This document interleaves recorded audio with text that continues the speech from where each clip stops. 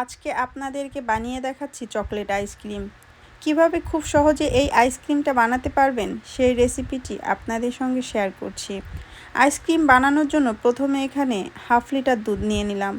দিয়ে দিচ্ছি 3 টেবিল চামচ পরিমাণে গুঁড়া দুধ। দিয়ে দিচ্ছি হাফ কাপ পরিমাণে চিনি। সব কিছু নেড়ে চেড়ে মিশিয়ে নিচ্ছি। সব কিছু মেশানো হয়ে গিয়েছে, দুধটা সরাসরি চুলায় বসিয়ে দিয়েছি। অপেক্ষা করব দুধটা বলক আসা পর্যন্ত। দুধটা চুলায় থাক। এখানে নিয়েছি 50 গ্রাম দুধ। 50 গ্রাম দুধের ভিতরে 1 টেবিল চামচ পরিমাণে কর্নফ্লাওয়ার মিশিয়ে নিলাম। এদিকে দুধটায় বলক চলে এসেছে, দুধের ভিতরে কর্নফ্লাওয়ারের মিশ্রণটা দিয়ে দিলাম। এখন দুধটাকে 5 মিনিট জাল করে নিব। দুধটা 5 মিনিট জাল করা হয়ে গিয়েছে। দুধটাকে চুলা থেকে নামিয়ে কিছুটা ঠান্ডা করে নিচ্ছি। এখানে নিয়েছি আইসক্রিমের মোল্ড। আইসক্রিমের মোল্ডের ভিতরে দুধটা দিয়ে দিচ্ছি।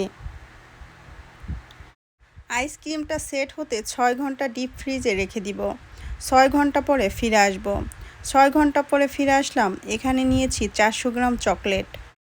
চকলেটটা গরম পানির উপরে রেখে চকলেটটাকে গলিয়ে নিচ্ছি। চকলেটটা ভালো মতো গলে গিয়েছে। এই চকলেটটা আমি একটা গ্লাসের ভিতরে ঢেলে নিচ্ছি।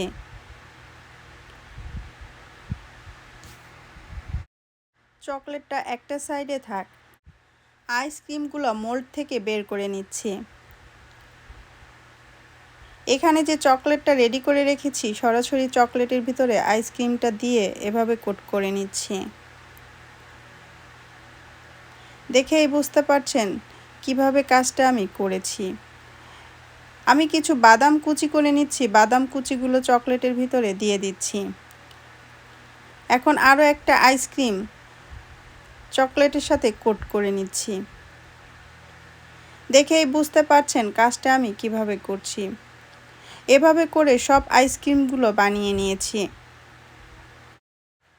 আইসক্রিম বানানোর রেসিপিটা আপনাদের কাছে কেমন লেগেছে আমাকে কমেন্টস করে জানাতে ভুলবেন না। দেখেই বুঝতে পারছেন কতটা লোভনীয় হয়েছে এই আইসক্রিমটা। আইসক্রিমটা দেখতে যেমন সুন্দর, খেতে অনেক বেশি মজা হয়েছে। খেতে খেতে বিদায় নিচ্ছি। সবাই ভালো থাকবেন। আজকে এই পর্যন্ত। আল্লাহ হাফিজ।